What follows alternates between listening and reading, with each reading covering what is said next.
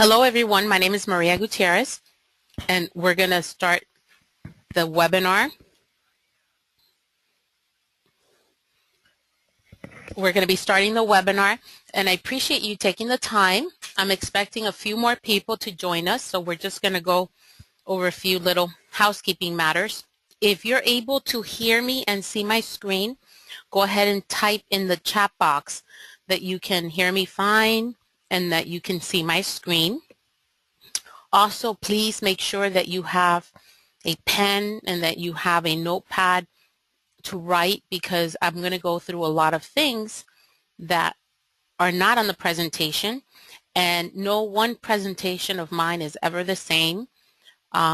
So you'll be looking at the slides during the presentation, but I'm going to be saying a lot of things throughout this whole process, and I want you to really capture it.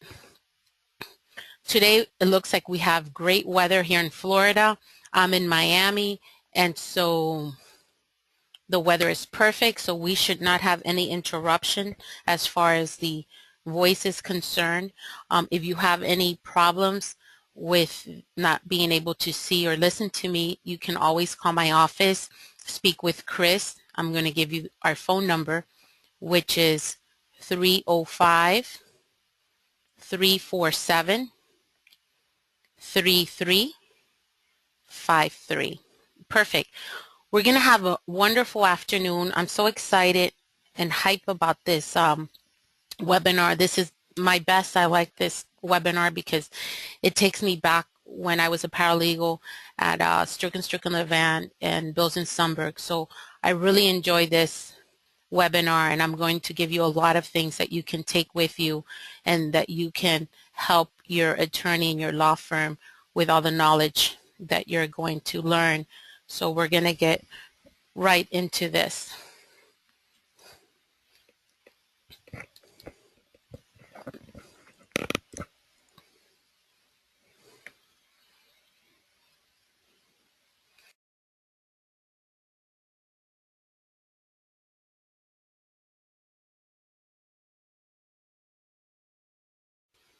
Okay, well, my name is Maria Gutierrez, and I worked with national and international law firms since 1987. I've been in the legal field for 26, 27 plus years. I was a formal litigation and insolvency paralegal. So I worked my way up from being a receptionist all the way to being a paralegal for major firms here in the downtown Miami area. And then I incorporated judicial process and support in 2000. So we've been in business already 14 years. In today's agenda, we're going to briefly talk about e-filing. Although e-filing, everybody's been e-filing, so we don't really have to focus on that anymore, and I don't want to take up your time. When you have difficulties with e-filing, I know many of you sometimes call my office, and really there's nothing that we can do on our end. You have to work with both the people up in Tallahassee and your court. I know that in Miami-Dade County, we're working to get the summonses issued online, and primarily most of the courts are already issuing summonses online. So normally you would file your case, receive a case number, and then if you have to go to the courthouse, then you can issue your summonses either online or at the courthouse. But I want to focus more on litigation and litigation support, because as paralegals, that's what we do. We provide the support to the attorneys that need our help. And oftentimes the attorneys work under pressure, and so they're depending on us to really kind of organize the case and get everything in order for them.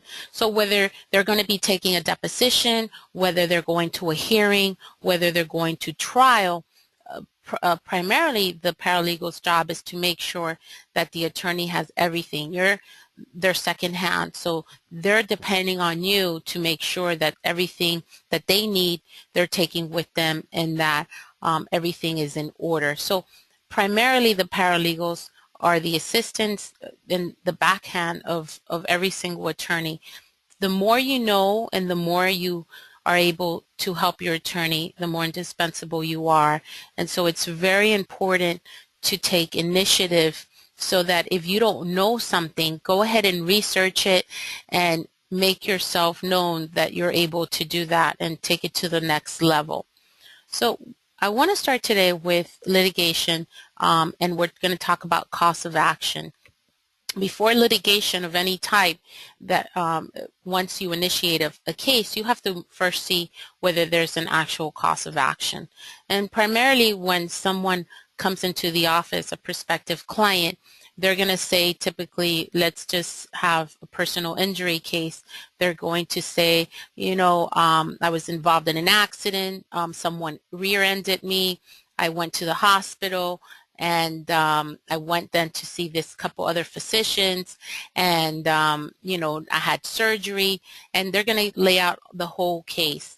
Depending on which law firm you work with, the attorney might allow you to partake in that initial interview and take notes. So it's very important, if you're involved in the initial intake, that you take as many notes as possible and that you ask all the necessary questions so that if there's a good cause of action, your attorney can get the case.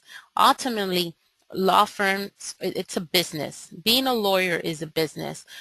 Yes, we're fighting for justice, but we're also making sure that there's an actual case. If there's not a case and there's not damages, that means that typically the attorney will not take that matter. So it's important that if someone comes in, that you write down all the information, take as much as information as possible, so that in the event that the attorney is going to take the case, you're able to have as much information as far as what hospital the person went to, what are the doctors that that person saw, if he or she had surgery, where it was the surgery, who was the surgeon, all those, when was the accident, and if anyone else was in the car. And this scenario is typical for any other scenario that you might work on. If there's a wrongful death matter, the same thing.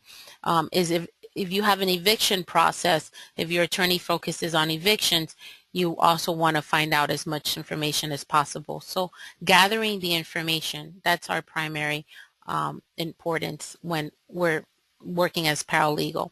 So once the attorney decides to go ahead and file the complaint, a complaint is the actual formal legal document stating the actual factual and legal issues based on whatever claim the actual plaintiff is trying to pursue.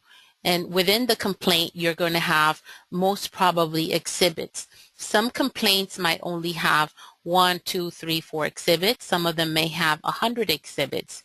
So it's the paralegal's job to make sure that you're gathering those exhibits. What are those exhibits? If someone was in an accident, then you would have a police report. If someone breached a contract, then you would have the actual contract, any amendments to the contract, perhaps emails going back and forth pertaining to the actual contract. So primarily, once a client comes in, they're going to bring that backup information. And so it's the paralegal's job to be the intaker of that information and start organizing it, because you can have 2 or 3 exhibits, or you can have 100 or 200 exhibits, depending on the complexity of your case. But it doesn't matter. We're still there to organize and make it simple for the attorney so that everything is in the proper format.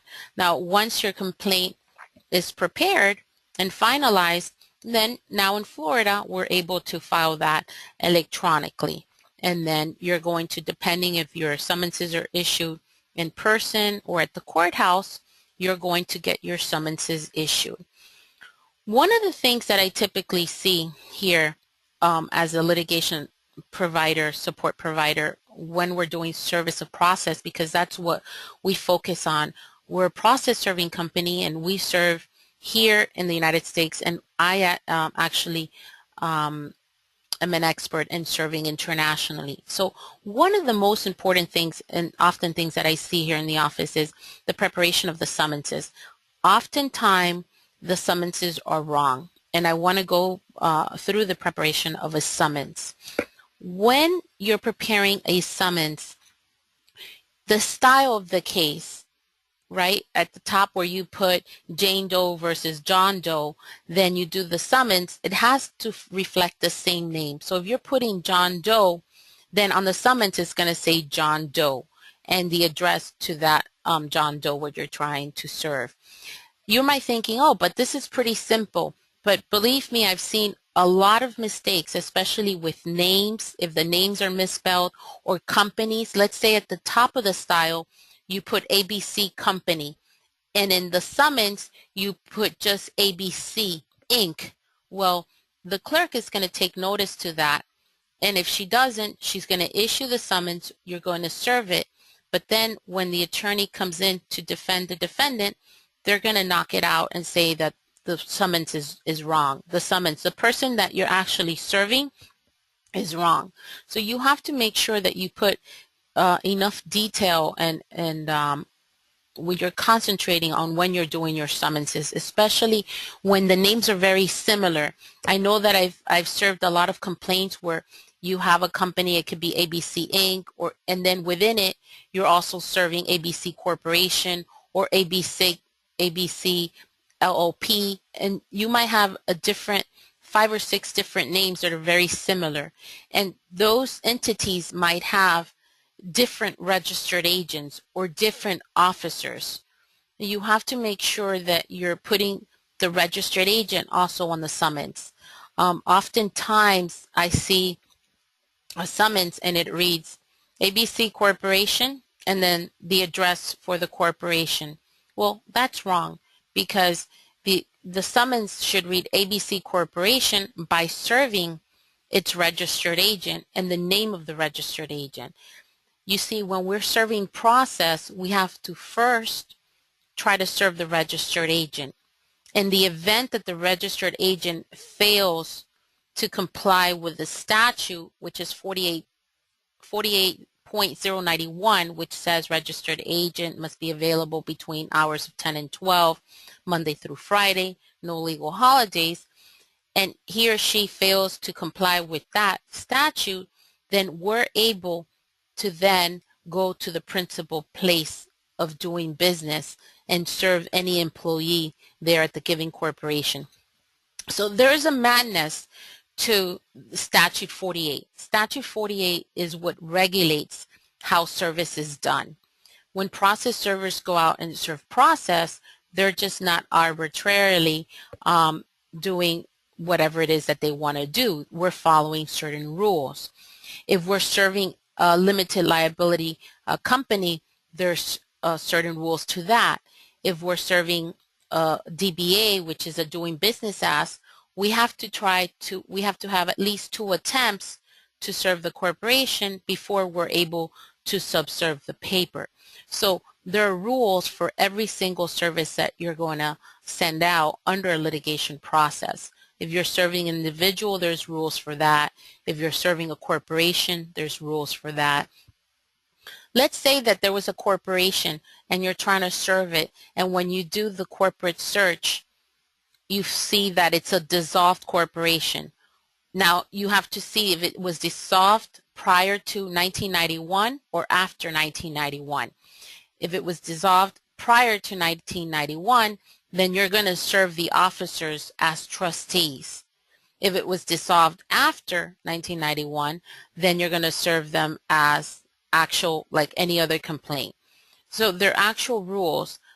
Oftentimes, as process servers, we'll go out and we're trying to serve a corporation or an individual. They say, oh, yes, well, I haven't been in business for 10 years. So they think they're off the hook. Or I haven't been in business for 2 years, and they're thinking they're off the hook because they breached a contract and now that corporation is no longer in business. But it doesn't work like that. If you signed a contract, you're still liable. So are you serving this officer as a trustee, or are you serving them as an actual officer? And to get more for a feel on that, just go through the statute 48 and you'll be able to learn more about service and how that's done. Now, as I go through this presentation, I tend to go a little quicker because I want to put a lot of information and emphasis in all the things that I want to mention. If you want me to slow down or repeat myself, go ahead and type on the chat box if you want me to repeat something or if you want me to clarify something. Now, there was a question here about the PowerPoint presentation.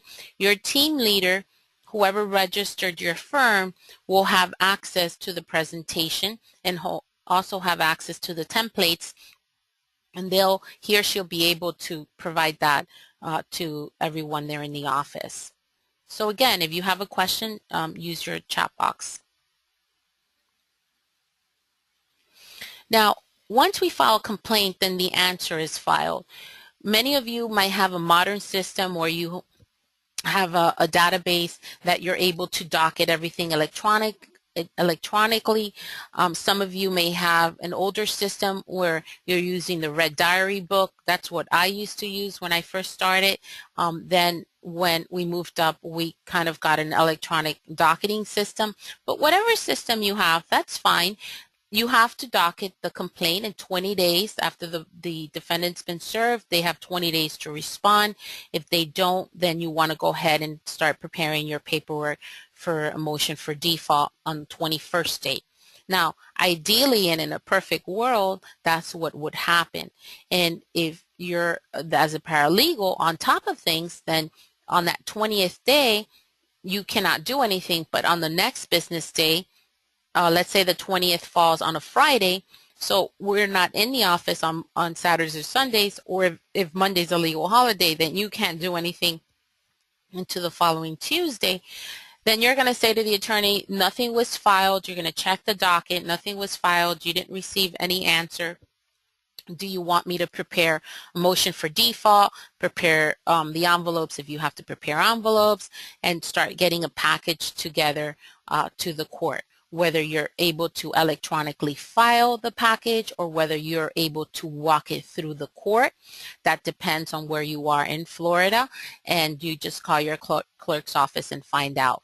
But it's important that you jump on that default. Why? Because if they didn't respond within the 20th day, then you're allowed to get a default judgment and you're allowed to then proceed with the case. The quicker that you end the case and that you're able to proceed, get your judgment, then you're able to go after and start preparing your writ of garnishments. And that's the role of the paralegal. You're constantly being proactive. Even in the event that your attorney has not given you that authority, but you're letting them know that you do know the process of litigation and that you want to go ahead and be on top of things.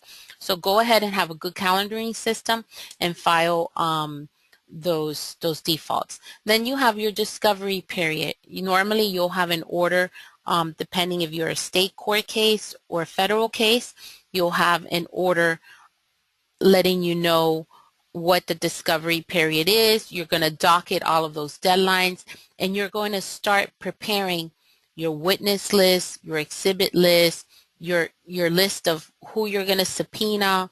You're going to start getting those addresses, and that's where you're going to come in and shine as a paralegal. Then you're going to take the initiative to do that because you're only going to have X amount of time to get in all the discovery. Mind you, your attorney is going to be busy working on the rest of the cases that he or she might have. Your attorney might have a caseload where they might have 30, 40 cases, or perhaps less, or perhaps more. Whatever the matter is or how many cases they have, if you're on top of things, then that's less stress for them. And so the discovery period, that's where you're going to start shining, and that's where you're going to start discovering all of the information that you need to. Now, one of the funny things that I want to tell you is that you always want to tell your attorney that you're there to kiss. Give them a kiss. A kiss would mean you're going to give them the knowledge that you're knowledgeable, you're intelligent about what you're doing, you have the sincerity to apply yourself with your eagerness, and you have the strength to carry on the task that's being asked. So always have that in mind, that you're there to kiss and to provide knowledge, intelligence, strength, and sincerity, which is very important as a paralegal because you're the backbone to the case. if everything is in complete disarray, then nothing will get done.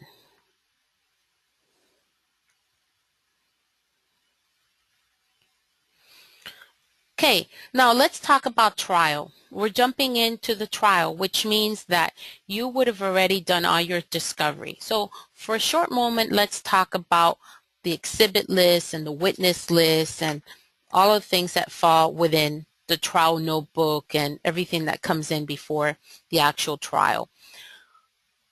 When that discovery period begins, the first thing you want to do is when that client starts bringing you all the different backup information, all the contracts, the letters, the exhibits, the phone calls, maybe phone calls were transcribed, invoices, if you have invoices, whatever those exhibits may be, you're going to decide whether, okay, is this case going to be large enough where I'm going to have all of these exhibits in boxes, or is this case small enough so that I have my exhibits on a trial binder or in a regular black binder? That's what we call a trial binder. So from the beginning, you want to start organizing. If you're at the beginning, you're not getting too much documentation, that's okay. Start with binders and start organizing everything. How you're going to organize it depends on how your attorney works and how they like things organized. And that's fine. But as far as getting the documentation, you're in charge of being able to get all the documentation. So whether you're putting these exhibits in manila folders or in binders or in separate red wells, it all depends on how large your case is. But you want to start having a chart and a list, which eventually will be your exhibit list or will eventually be your witness list. So on your exhibit list, these are all the things that you're going to start putting in. You're going to have different columns. Perhaps it's important. You're going to number them. Number one, the date of the document, and then you're going to list what type of document it is. If it's an invoice, or if it's an agreement, or if it's a contract, and so forth. And you're going to just have a running list. That's okay. Later on, if you decide to change the list or the columns, run it on an Excel spreadsheet so you can add columns or you can delete columns or you can sort, but start preparing an Excel spreadsheet with an exhibit list. You're going to have obviously the number 1 and 2 and 3, and you're going to have running numbers, and then your chronology of documents. If you want to start by putting them in chronological order, meaning, okay, it was an accident and the accident occurred in 2000, and then a month later, you know, they went to all these different facilities, and these are the actual medical records, and you can just put them in chronological order, and then you're going to sit at your desk and you're going to enter them and start preparing that preliminary witness list. The same you're going to do with your exhibits. I'm sorry, that was the exhibit list. So you're going to do that. That's going to call your exhibit list because you're going to have all these records. The same you're going to do with your witness list. Your witnesses, you're going to derive those from all the documents. So on a particular contract, 2 or 3 people signed a contract, those are potential witnesses. You're going to write down their full name, any addresses that you find on the actual documents. You're going to every single document that you see that has a name, you're going to go ahead and put that on a witness list. And you're going to also do an Excel spreadsheet for your witness list, and you're going to cross-reference those exhibits. So if exhibit 1, which is the contract, has 3 people signing, and Maria Gutierrez is one of the signers, then next to my name, you're going to have that cross-reference exhibit. You're going to say exhibit cross-reference number 3, number 5, number 10 all relate to Maria. So that way when the attorney wants to depose me, he'll know that I've been involved in these 4 or 5 different documents. And that's how you're going to start running all of your exhibit lists and your witness list. A couple months down the line, the attorney is going to look at that and he's going to say, okay, start preparing your subpoenas. And you're going to start preparing your subpoenas.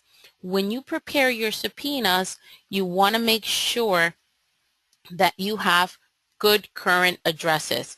Some of these documents can be 3, 4, 5, 6 years old. So you want to make sure that if you're serving ABC Company, grab the phone, look them up on the internet, get their number, and just call and say, I just want to get your current address. And you'll see that 9 out of 10, it's probably, if it's an old, case, couple years old, that people move and companies move. Some companies might be even out of business. So just try to get as accurate information as you can. Why? Because when you give the subpoena to the process server, if you're giving them an old address, it's going to take them 3-4 business days to get back to you to tell you that it's a bad address. And then you're going to have to research it and give them a new address. So now you're paying for 2 different locations. You want to make sure that you have current locations. If you're going to send out subpoenas to individuals, and the case is old, go ahead and run a skip trace. If they don't have a common name, like my name, Maria Gutierrez, which there's going to be a million of us, and you have names which are not as common, go ahead and run a skip trace. If you have a database in your office, Accurate, that's a great database, an investigative database that you can use. Go ahead and use it, because for a couple dollars, you'll be able to get someone's current address. And that way, it's going to save you time and money at the end. You want to be able to do all your subpoenas properly. And also, remember, when you're sending out a subpoena, if you're requesting someone to travel, right, you're going to request them to come to your office or somewhere else, or the court reporter's office, and you're going to expect them to travel. If you have a state court case, typically in Florida, if you're serving someone in the same county where they live, typically we give them $7.50 for a state court case. If you have the same scenario, we're serving them in the same county as they're going to appear, and it's a federal case, then you give them $45. If you want to be precise, then in state court, it is $5 plus 6 cents a mile. Okay? So in state court, if you're one of these people that want to be precise, especially let's say that you're asking someone to travel from West Palm Beach to Miami. That's 2 counties down. And you want to, that's not $7.50. And it's a state court case, you're going to then say $5 plus 6 cents a mile. So from Palm Beach to Miami, if it's, 100 miles, then you're going to do the calculation. How can you calculate the exact mileage? You go on MapQuest, map it out from your office or from wherever the depot is going to be taking place to where you're serving it, and you map it, and then you calculate. So for state court, it's $5 plus 6 cents a mile. For federal court, it's $40 plus 35 cents a mile. And you're going to prepare your subpoenas. You're going to have a chart for all the subpoenas. Now, if it's a small case and you only have 2 or 3 subpoenas, you don't need to be all fancy with charts and so forth. But if you're going to have, 5, 6, 10, 20, 30, 40 subpoenas, you want to get all fancy and prepare a nice chart, because the chart will be for you and for everyone else involved in the case and for your attorney. And then you're going to have a chart. You're going to have all your witnesses that you're going to be sending out subpoenas. So you have 20 subpoenas. So you're going to have number 1, Raymond Garcia. Number 2, John Smith. Number 3, Angela Garcia. Number 4, and so on. Then next to that, you're going to have the date of their deposition and the time. A next column could be the date and time, or the date that they were served. And the next column could be perhaps another column where you actually spoke to the witness and confirmed and made them feel comfortable that, don't worry, this is where it's going to be. And the next column should be a column that confirms that you provided a witness fee check. Remember, when you're requiring someone to appear, they need a witness fee check, because you're requiring them to travel. If you're sending out a subpoena, ducus tecum, without deposition. That means that you're not requiring anyone to appear. You just want records. You don't need a witness fee check because that entity that you're serving will call you and say, we have these records. This is about 200 pages, 50 cents a page. Please send us a check. And you'll have to send them a check. But anytime you're requiring someone to appear, the rule of thumb is that you need to put the witness fee check. If it's an expert that the attorney has already talked to the expert, they have an arrangement.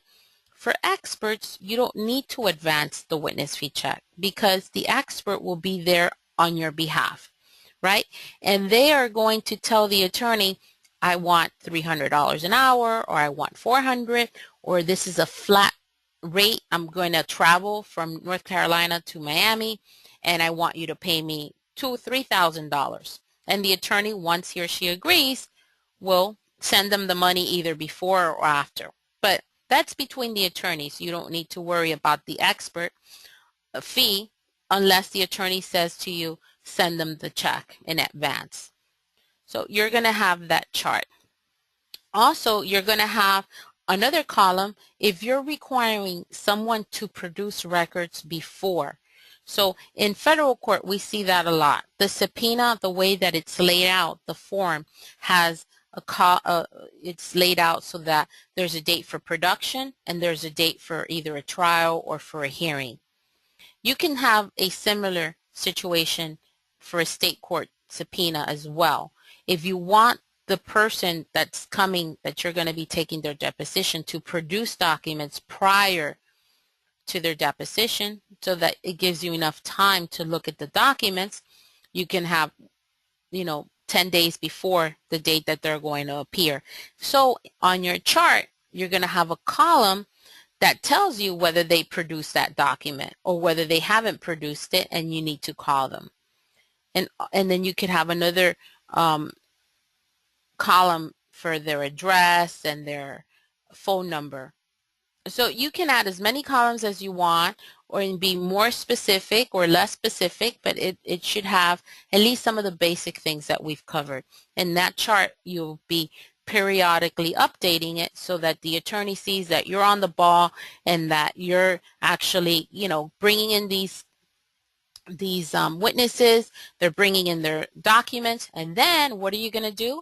When they bring the documents, you're going to do two things. Once, when they bring in the documents, the attorney is going to start going over the documents during the deposition. So they're going to be introduced as exhibits. So those documents will also be part of the transcript. But what you also want to do is to organize it. You're going to create file folders, and then if you have 20 different people that you subpoena, you're going to have those exhibits or those documents in those folders, so that when the attorney tells you 2 weeks down the road or 3 weeks or a month, where are the documents that Maria brought during her deposition, boom, you go to that file folder right away and you're able to give them or the attorney those documents. And then you're going to also add those documents to the exhibit list that you've been doing periodically, right? So those are also going to be part of the exhibit list. Remember, at the end of the day, the attorney will go through all that list and will say, no, we don't need this, we don't need this, we don't need this, and then you're going to shorten the list, which is fine. But at the beginning, you're going to have a huge master list of all the documents that all your witnesses bring in, and you're going to incorporate that into the binder. And then once the attorney is going through everything, he or she is going to decide whether we're going to put these in chronological order by dates, or whether we're going to keep them in, in the order as the witnesses. But you can decide that later on. So once you have all that discovery, you've already sent out your request for production, your request for interrogatories, your request for admissions, and you have all the requests done and the parties have responded. Remember, and you're keeping tabs on that chart because that's the most important. It's important, obviously, to send out the request, but it's just as important to get the answer, because if you're not getting the documents or the answers to those requests, so what was the purpose of that? And you don't want to find out a year later like, oh, this company didn't respond, or oh, this person didn't send us the records, because that's the job of the paralegal, not the attorney. So you have to make sure that all the discovery is being answered, and if it wasn't answered, that you let the attorney know by that chart that you're keeping tabs on, and the attorney is able to file motions with the court. So let's say now your trial begins and you're in trial, and that's the next big thing. But prior to trial, you're going to have your trial notebook. And I mean, trial notebook, I have a whole webinar on that. But just, going as a quick overview on a trial notebook, you're going to have different things. And again, depending the complexity of your case, you can have a small little case, or you can have a monster of a case where you're going to be 2-3 weeks in trial. So on your trial notebook, you're going to have your pretrial orders, your pleadings. What are the pleadings? The complaint, the answer, the cross claims, and so forth. You're going to have your exhibits, if it's obviously not too voluminous, your witness list. You can have the list on the notebook, but you might not be able to put all your exhibits in that binder, right? You're going to have your witness list. You're going to have your motions in limine. You're going to have your voir dire. You're going to have your opening statement, your witness examinations, your jury charge, your closing arguments, a law and statutes that you're going to be referring to, and any trial notes.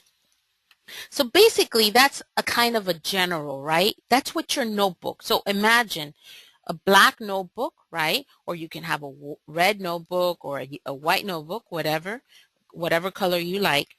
Depending on how big, that depends on how many notebooks you're going to have and binders.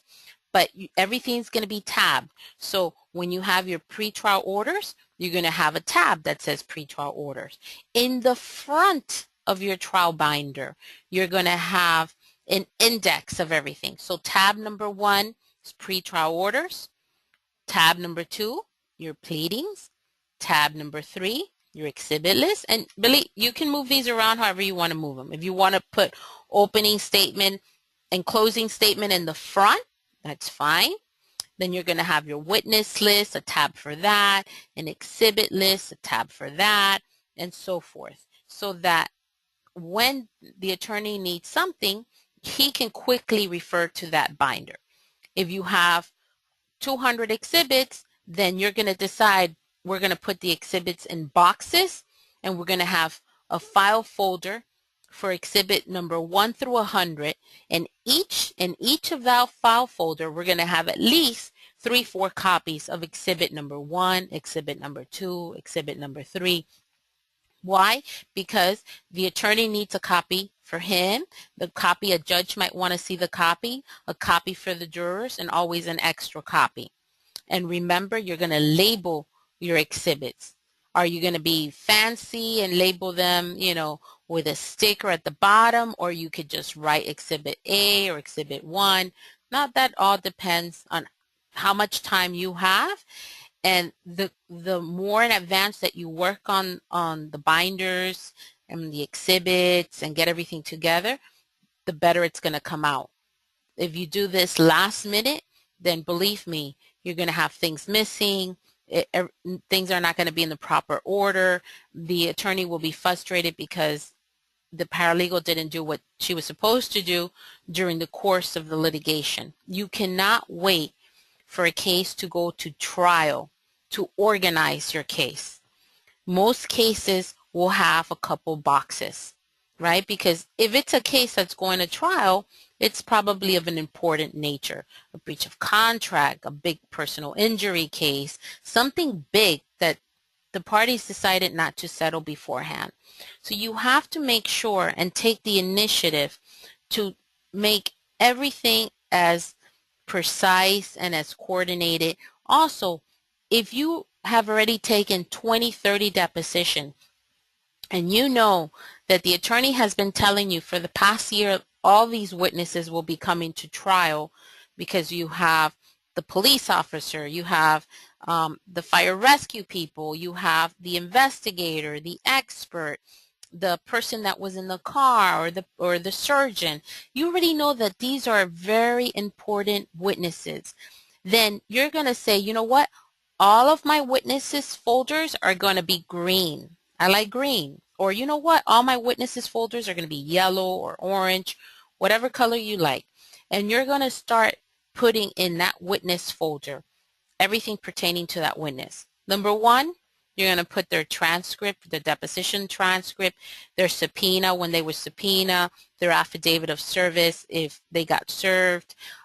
You're going to put all of that stuff in that folder. The exhibits that cross-reference that particular witness. For instance, you might have me as a witness, and I was involved in 20 different documents. So those 20 different documents should be in that folder.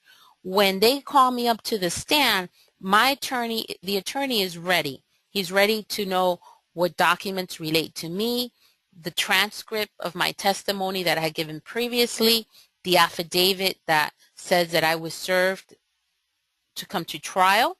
Now let's say I decide, you know what, I'm not going to go to trial because I woke up on the wrong side of the bed, and forget them. I'm just going to not go, not show up. Okay, so the attorney has the trial subpoena and the affidavit that says that that trial subpoena was served. And guess what? The attorney will be able to read part of that testimony that was given during my deposition. So they'll be able to read whatever it is that benefits them. And Maria didn't show up, but we still got her testimony in. So all of that information has to be organized, and the paralegal is the only one to do that. Jury selection. When we talk about jurors, it's very important because it's the first step in any trial, the beginning of the trial. So there's going to be a jury selection. There's going to be a chart that you can have that says, okay, there were 9 different jurors. Juror in the front was not paying attention. She seemed distracted. You know what? Juror number 2 said that, let's say that your case deals with wrongful death, and it deals with a police officer shooting a person. And when this juror starts talking, the juror says, you know, my brother 4 years ago was killed by a police officer. That's very important. So you need to write that down, because most probably the attorney is not going to want to select that particular juror to be in the jury pool. So whatever it is that the jurors are saying, it's the obligation of the paralegal to have her ears and eyes open to kind of write everything down on the chart. So you're going to have a jury chart, how they sit, and different description about that person. White female. She says she's a nurse. She says she worked in the hospital for 20 years. And so forth. So perhaps that witness, that juror, is going to be a good juror because this relates to a wrongful death matter, but it's something that the attorney are going to decide. Okay, so the more information that you get about the jurors, that's the job of the paralegal. You're there to listen in, because the attorney has a lot of things happening during the pre-selection, and also with the motion in limine coming up to the judge, listening to certain motions before the beginning of the trial. So everything and any information that you can write down and get and later discuss with the attorney is always beneficial. Opening statements and closing statements. I said that you're going to have that in your trial notebook, right, when you go to trial. And this is where the attorney in the opening statement is going to go ahead and let the potential jurors know about what this case is about. Okay, depending on your case. Depending on the case that you have, you might the attorney may decide to have it more in the narrative of a story, or more in a narrative as to how the events actually transpired. But an opening statement, it's going to include a narrative about the case. And this narrative or outline will contain the information about the case, along with the evidence that proves your case. So the attorney will also want to have an outline of the key points that he or she is going to introduce to the jury. So let's say the attorney prepares the opening statement, then you're going to look at it and say, okay, I'm going to prepare this outline. I'm going to put bullet number 1, number 2, number 3, number 4. So as the attorney is reading or has memorized his opening statement, they're also looking at the outline that you've prepared. And the outline also is good for the attorney because it allows them to memorize, okay, my first bullet is this, my second bullet is that, and so forth. So that's another important part that the paralegal plays. Take the opening statement that the attorney's prepared and prepare an outline and show it to them, and they're going to like it. They're going to help you on it. They're going to redact it, make it fine-tuned, and everybody's going to have it, so when you go to trial, it's all done. An opening statement also should be given to your client. The client is going to be at court. They want to see, okay, what these are the outlines, these are the points that the attorney is going to be presenting, because your client knows the case better than anyone else. And he or she, as a client, might decide, you know what, why don't you say this, or why don't we put in this? And so it's always important to have their opinion and what it is that you're going to be saying during a trial. Now, when the plaintiff prepares his case, the plaintiff will go first, and then it's the responsibility of the plaintiff and the attorney to satisfy the burden of proof. Now, if it's a criminal case, we're dealing with preponderance of evidence, right? If we're dealing with a civil matter, it's a burden of proof, right? With respect to establishing every single legal element that you've included in your complaint. So you want to make sure that you're able to present your case in an orderly fashion so that the jurors can understand. It has to be in lay terms. It has to be in a format that everyone can sympathize and they can understand, right? Sometimes not the most logical way, perhaps, but you're trying to persuade the jurors. Whether it's a wrongful death or personal injury case, it doesn't matter. At the end of the day, what is the plaintiff looking for? They're looking for a verdict, a judgment in that satisfies their client. So you want to make sure that you present the information correct.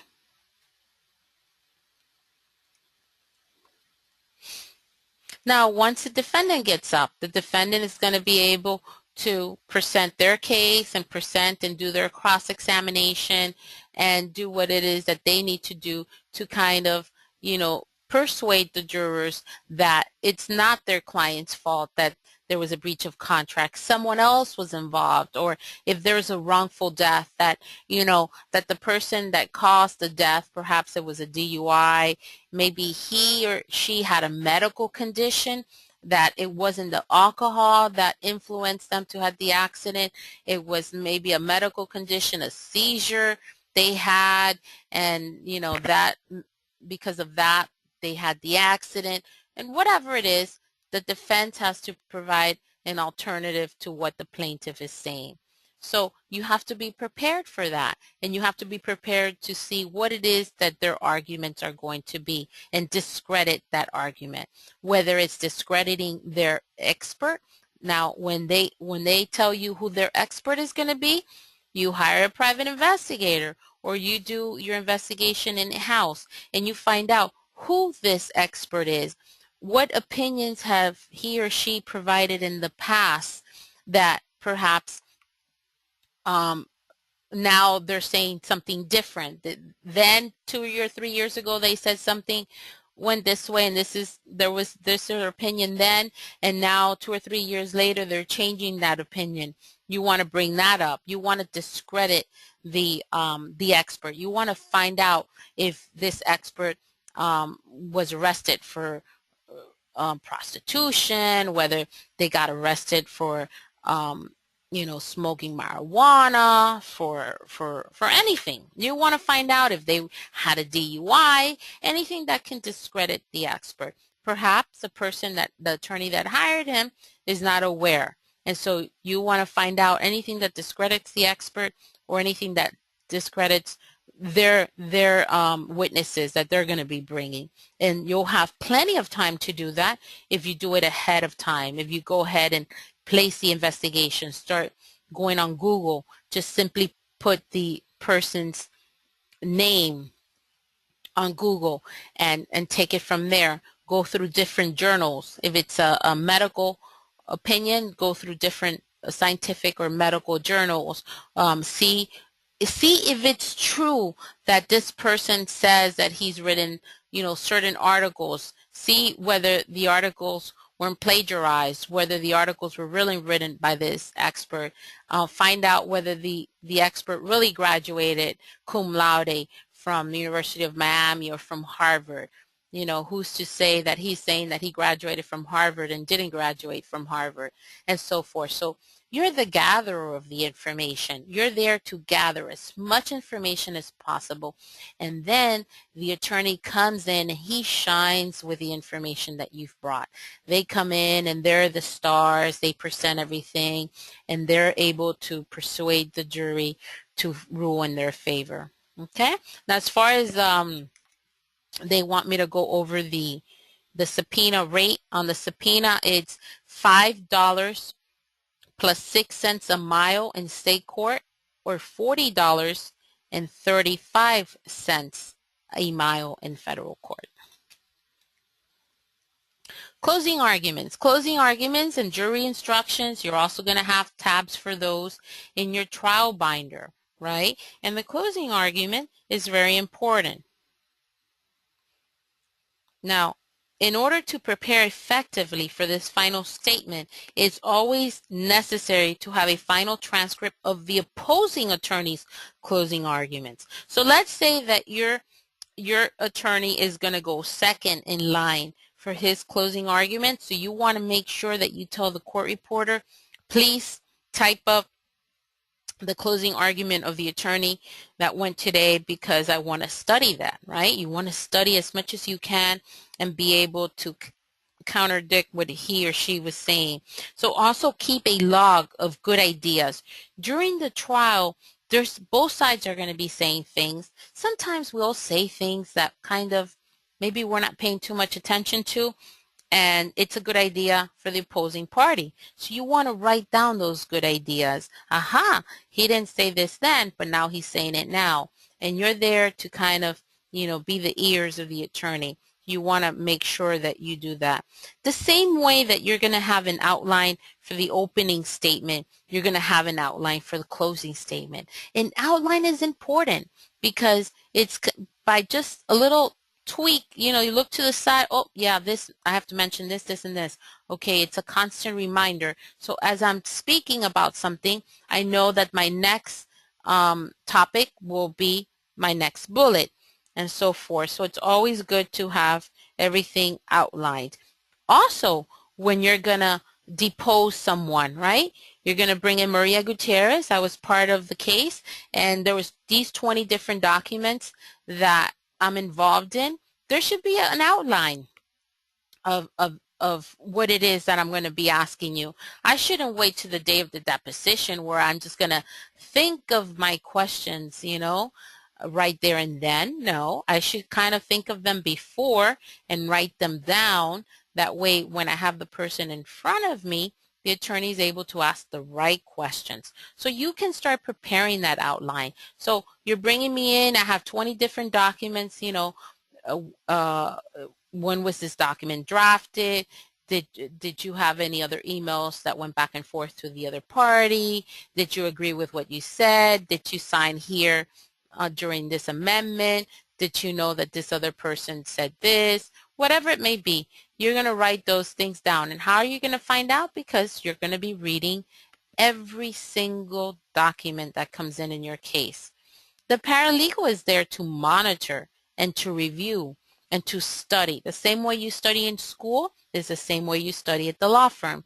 When the witness sends in a folder of documents, you just don't put them in a file and says, here, Mr. Smith, these are the documents that you're going to be using for Maria's deposition. No, go through them, look at them, and read them and get familiar with them and say, you know what, I think this document is really important because of this, or this contradicts this other document. And the attorney's going to say, wow, gee, she's really on the ball. Okay?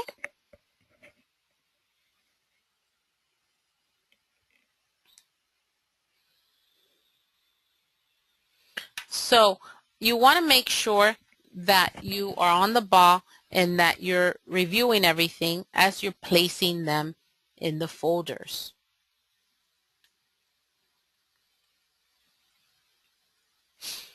Verdict.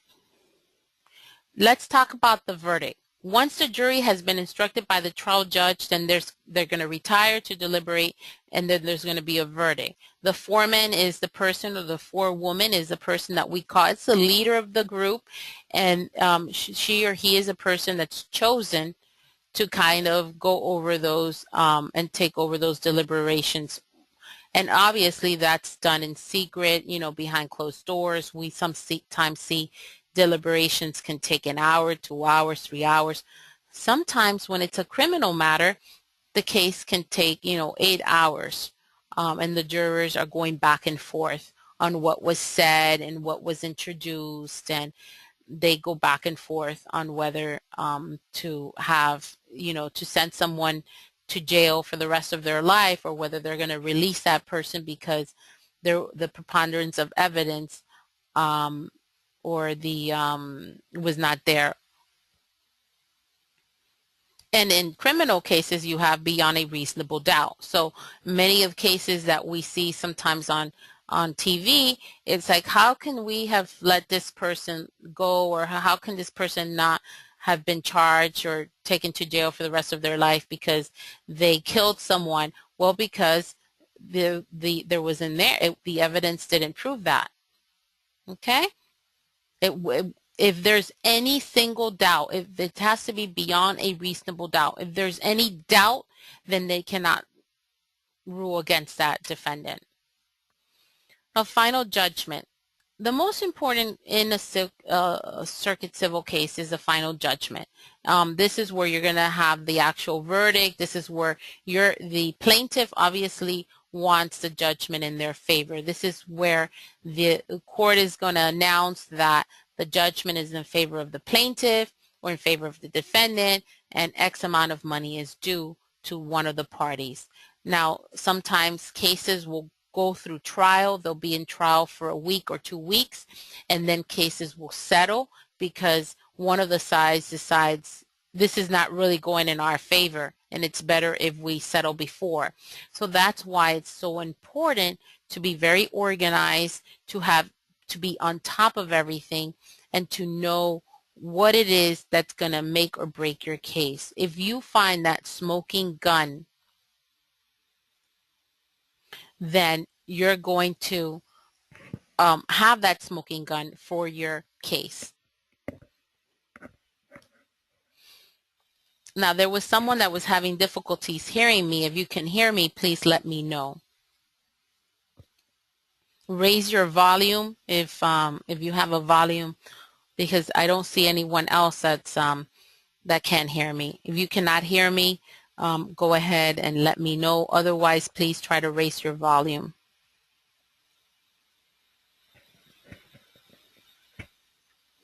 Okay. There's someone that's having difficulties, but it's not on my end because everyone can hear me. Okay. Now, going forward, filing a lawsuit in state court in Florida. Now, let's go through some of the basics. Filing a lawsuit in state court in Florida, you have to decide whether it's a small claims, county court, circuit court, right? It all depends on the amount in controversy. If you have a case that's $5,000 or less, it's small claims. If you have a case that's $15,000, between $5,000 and $15,000, it's county court. and circuit court 15,000 and above, right? So those are typically your how you understand the differences between the courts. Nonetheless, if you have a small claims court, you're going to file, in this case, when it's a small claims in Florida, you have a notice for pretrial. You don't have a regular summons. And in the notice for pretrial, you're going to state, you're going to put the name of the defendant and their address, and the same rules that I talked about before, which is make sure that the style matches, that if you're suing Maria J. Gutierrez, that when you put that name on the summons or on the pretrial, that it says Maria J. Gutierrez. If Maria has multiple aliases, you want to put those, because when you get a judgment, then you can also collect from all of those different, you can also include those different aliases in the judgment. Let's say that I had a bank account that my name is Maria J. Gutierrez, and I also go by Maria J. Borjas, and I've executed documents under my maiden name, right? And my maiden name and my married name are now in question, and I breached the contract. When you sue me, right, you want to put Maria J. Gutierrez, also known as Maria J. Borjas, also known if I have another name. So when you get a judgment and you're going to pursue and go after me on a writ of garnishment, if I have a bank account under Maria J. Borjas, you're able to freeze that bank account. So it's very important. It's not, the attorney is just not making up things of wanting to put different names. There's a rhyme and a reason. It's because at the end of the day, you want to be able to collect either from Gutierrez, from Borjas, from Garcia, from any other name that I've used and that I've claimed to use in different documents. Also, the same applies to a company. Judicial Process Support Inc., Judicial Process Support Corp., Judicial Process just by itself. And if I've executed documents under all of those different variations, the company names, and now there's a dispute, you want to make sure that you're putting all of those different names. And when you prepare your summons, you're also going to put it in the same way.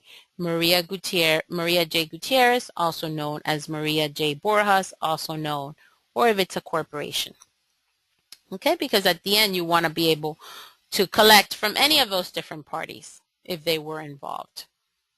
Now, with your exhibits, it's going to be the same. If you have a small claims county court, circuit court, it does not matter. You're going to have your exhibits. The more exhibits you have, the better it is, because when the judge sees your filing, everything's there. When you serve the defendant, if you're saying that that if you have your manufacturer of goods and a company didn't pay you for the goods that you've sold them, and you have the invoices, attach the invoices. The more you attach, the better it is, because that way everything is disclosed and everything is there. Okay. When you're preparing your summonses, a lot of the questions that come about is alias, whether the initial summons, and then when you have an alias summons and when you have a pluribus summons. And let's go by that. Let's go through that because it's very important. A summons is the first summons that you're going to prepare, right? Now, if there's anything wrong with that summons that you type someone's name, if my name is Maria and you invert it and you put M-A-R-A-I, you misspelled my name on the summons. You serve me, right? And your process server doesn't tell you anything because he or she doesn't notice. When you get the affidavit, you realize like, oh gee, I misspelled Maria's name on the summons. Guess what? You have to reserve her. So now that's an alias, right? Now you reserve me with an alias, but by the time you get the alias prepared and issued and they go out to serve me, I've already moved. You go and my mom says, oh no, Maria's not living here anymore. She found a job in Texas, go serve her over there. So the process server is going to prepare. If you don't give them a new address within a reasonable time period, within a couple weeks or a month, they're going to hold, your process server will maybe hold your documents for a month, let's say, while you're looking for the new address. Comes a month, you still don't find the address, you do a Freedom of Information Act to the post office to kind of see if I forwarded my address. I didn't, and you still can't find me. So the process server closes out that assignment, and he sends you back an affidavit of non-service saying that Maria was not no longer living at the address provided. She now lives in Texas. You did not provide any additional addresses. She sends, and the process server sends you back everything. You file that alias with the court, right? And a month later, you're like, oh, hooray, we got an investigator. We found Maria in Texas. So what summons do you prepare? A pluris. Pluris. Pluries. Summons. And you get an address up in Texas. We send up the papers to Texas, and the process server tells you, oh no, she decided they go to that house up in Texas, and now she left because they now sent her to California. And they say, look, we're new tenants here, and Maria, I know of her because we're getting mail for Maria, but we believe that she's in California. Alrighty then. So now, again, the process server waits about another month for you to get a new address. And after a month, you don't have the new address. So the process server closes that pluris summons. He sends you back an affidavit of non-service. You file it with your court. And now by then, you might be even filing a motion to extend the service time, right? Because perhaps 120 days is coming close. You have 120 days to serve a summons, right, in Florida. If you don't serve it, that's fine. Just go ahead and do your motion for extension of time, letting your court know that you're still working on getting a new address. But do not send out a new summons if the date is expiring and you haven't gotten that order from the court that says that they're granting you. Why? Because number one, if you don't get the time granted, or number two, if the time expired, like 120 days expired, and you do find me in California, and I hire a smart attorney, and the attorney says, whoa, 120 days expired, and they served you after the 120 days, and they didn't file a motion to extend the time, guess what? He's going to throw out that service. So you always have to be alert to that. So, okay, so now we find a new address in California, and that's pluris number 1.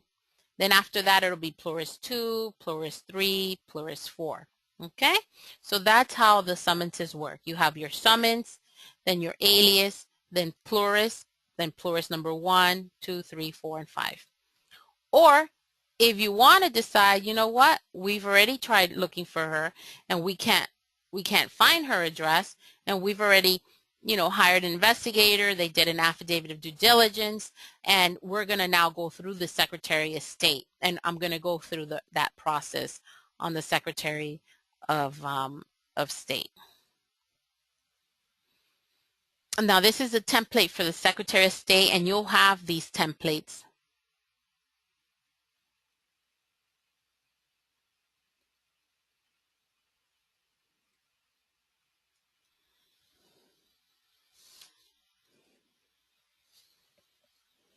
Okay, just give me a moment to adjust here. Just give me here a brief moment to adjust the sound. Okay, just a brief moment.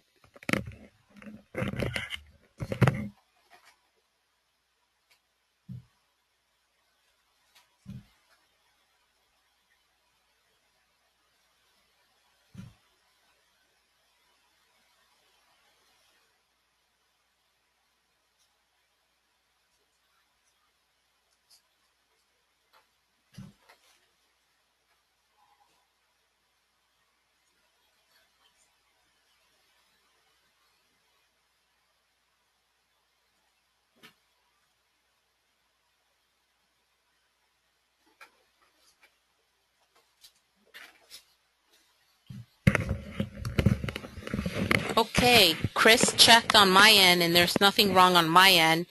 The person that's having a little difficulty, it's your internet, because there's nothing on my end, and there's no one else reporting any difficulties. So it's definitely on your end.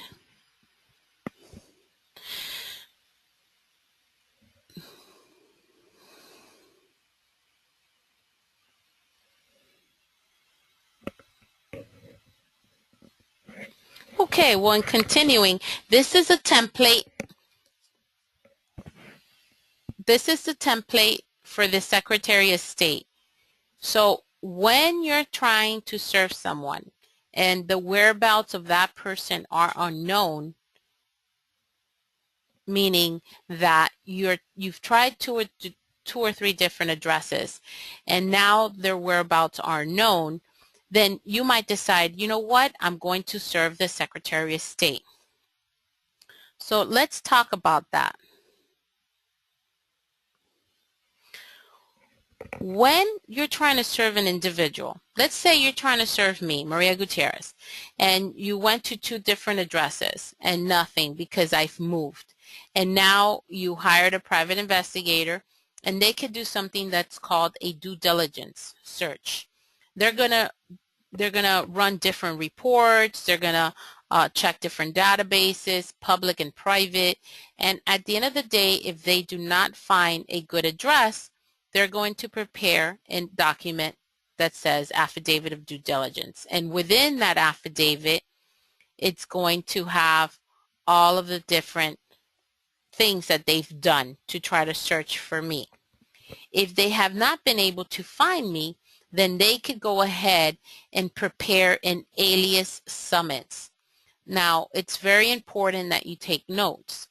When you prepare an alias summons, when you want to serve the Secretary of State, it's going to say Maria J. Gutierrez by serving the Secretary of State pursuant to Florida Statute 48161.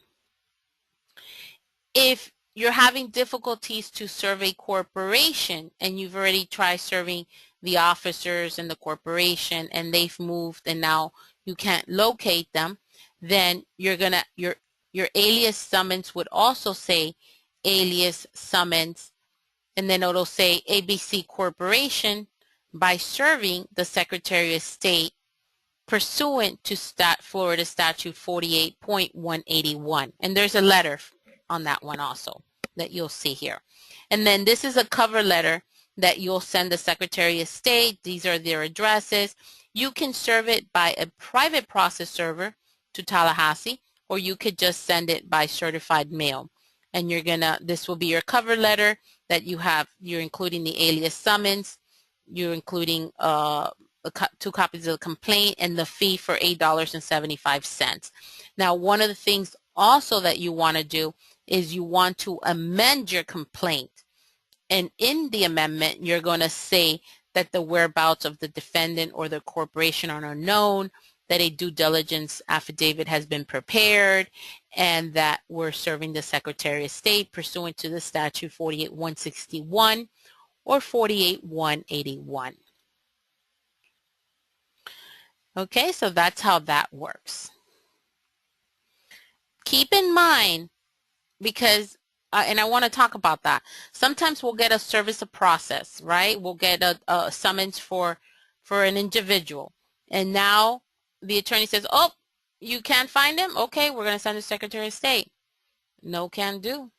Why? Because you first have to do a skip trace, right, to find a new address through public records, and then you could do your own due diligence, meaning you're gonna do all the different investigative steps, or you can hire a company. We could do it for you, where you hire us and we could do the investigation and prepare the due diligence and sign it as private investigators and provide it to you for filing with your court, right?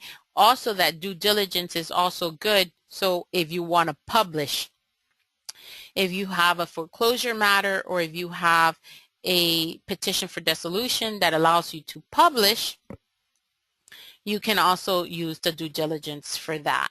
But keep in mind that you have to do due diligence, that it's not just, oh, you can't find someone or you can't find the company. Oh, they're supposed to comply with the statute. Let's send it to the Secretary of State. It doesn't work like that, because the Secretary of State will then receive your paperwork, right? And then they will send the attorney that prepared the actual service, the alias summons, a letter saying, yes, we've accepted service, or no, we haven't accepted service. And then your next step is you have to go before the judge to get your default. When you go before the judge is going to ask the attorney, well, what did you do to try to find this person or find this corporation? Oh, no, judge, they just didn't comply with the statute. We tried the address that was on Sunbiz. Too bad, too sad. They didn't comply, so we sent it to Tallahassee. No, the judge is not going to give you a default judgment.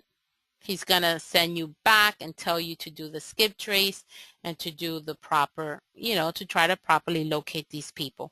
When you're serving a corporation, if the corporation has gone out of business, then if the corporation had 3 different officers, then you're going to try to serve those 3 different officers, or you're going to try to locate the registered agent. So there's work to be done. It's not like one, oh no, can serve it, Secretary of State. So don't do that. You have to actually do your homework, find the addresses. If it's a corporation, you're going to try to serve the other officers.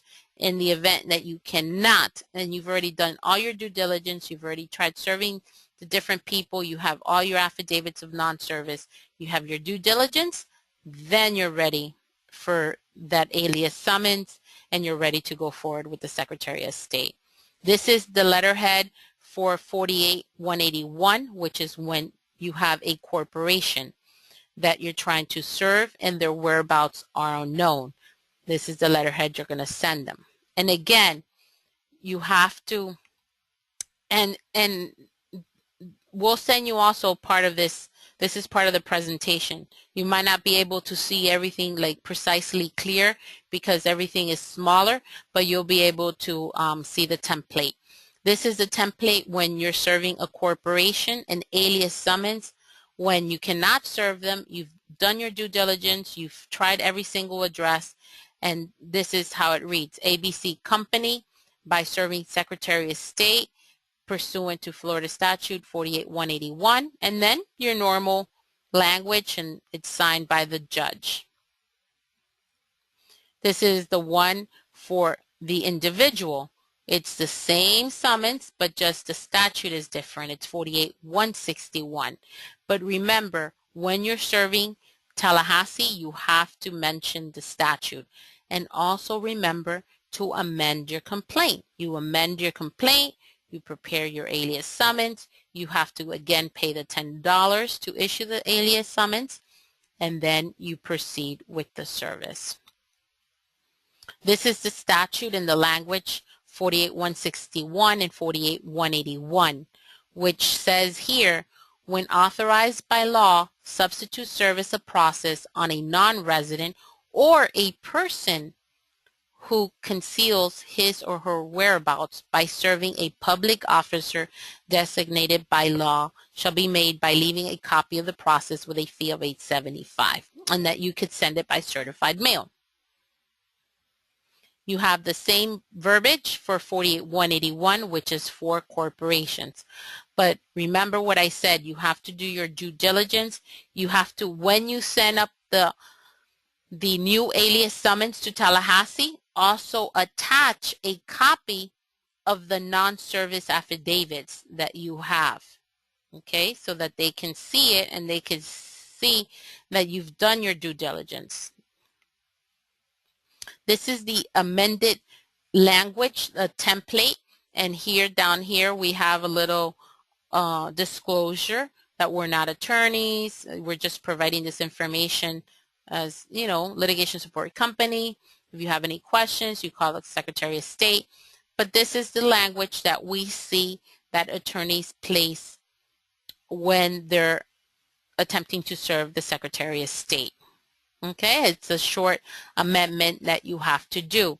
And I have heard of cases where attorneys have served the Secretary of State, the complaint has not been amended, and the judge has thrown out that service. So you want to go ahead and go through the proper process. This is an affidavit of diligent search. It's a template that says, the person, the person that we're trying to research, the addresses that we served, and then the actual diligence that we did, that we used Accurate to search a current address, that we hired a private investigator, that we checked Dade County, Broward County, and Palm Beach records. We did a forwarding address to the post office. We checked Google, Yellow Pages, and it's signed. This can be signed by either an attorney, or if it's done by a private investigator, then the private investigator signs and it gets notarized.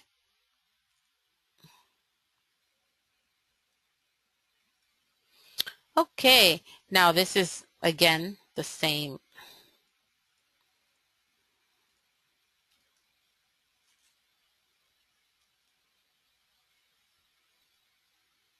And this talks about Statute 48-161, which is methods of substitute service on non-residents and so forth, and attempting to serve a public officer. When you are serving, you always want to refer to Statute 48, which dictates how to serve a prisoner. If you want to serve a prisoner, how do you serve the prisoner? By serving personally in prison. If you want to serve a person that's incompetent, how do you serve an incompetent individual? Someone has been designated incompetent, by serving the guardian for that person. If you want to serve a minor, there's information on serving a minor. If a minor's been married, if they've ever been married, then they're considered already an adult and you could serve them. If someone is less than 15 years old or 18 and you want to serve them as minors, and you serve their legal guardian, their parents. And so Statute 48 goes through all of that information. How do you serve a business when they're engaging in business and they don't have a business location here? So let's say that you're trying to serve someone from State Farm, and let's just say for the purpose of this exercise that State Farm didn't have an office here in the Miami area, but the person that sold me the insurance is coming to my office because something else and I needed to serve State Farm. So we could serve State Farm as that individual can be served because that individual is an actual representative of the company. Okay, when we're talking about subpoenas, we have different types of subpoena. You have a subpoena for hearing, maybe a subpoena for trial, a subpoena duces tecum, which means that they have to bring in certain documents, a subpoena without deposition. It's only for them to provide the documents. So we have different types of subpoenas. We have a subpoena in aid of execution, which means that a judgment was entered against that individual, and now the attorney is trying to find out, where do you have your bank account, how much money do you have, how much do you make, what can we find, how much can you give us? That's subpoena in aid of execution. And so you have different variations of subpoenas. And one of the things that I always want to mention is when you have a subpoena, let's say you have a subpoena for deposition. So this is someone that you want to take their deposition. You want to be able to give the witness at least 5 business days. Then you want to be able to give the process serving company at least 5 business days, which means that if you're looking to subpoena someone in the month of September, and today is the 5th, I would try to schedule it anywhere from September 19th forward, right? Why? Because if we're trying to subpoena someone and it's a residence and we're going to a person's house, we are not going to be able we might not be able to serve that person on the first try, right? The process servers all hope to serve that individual paper on the first try.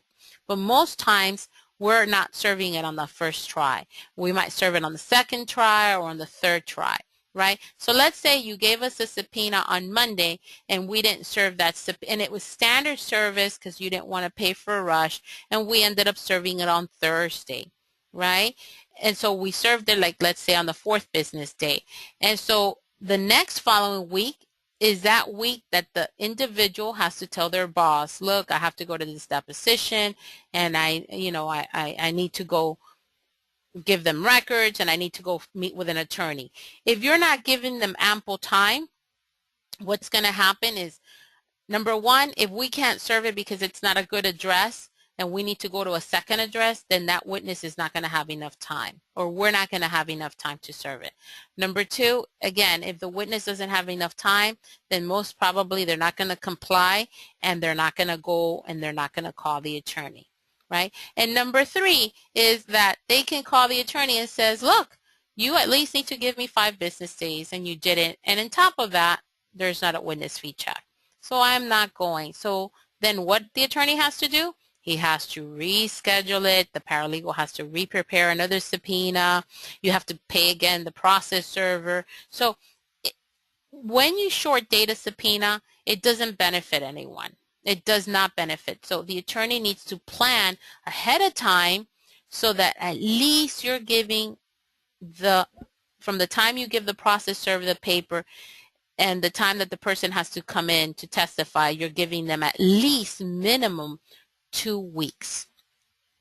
If you're requesting someone to produce records and it says subpoena duces tecum without deposition, right? Or they word it different ways, but it's basically saying this is a subpoena, we're not taking your deposition, we just want records. The best subpoena is the one that says you have 15 days to send us the records from the date you're served.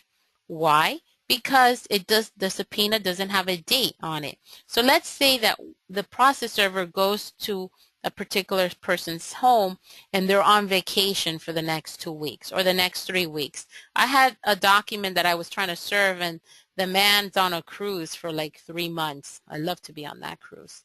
But anyways, so if it has an open-ended date, 15 days from the date of service, wonderful, because there's no pressure. There's no pressure on the attorney that he has to have something booked on his calendar. There's no pressure on the process server, to get this done within 2 or 3 business days because the attorney short dated it.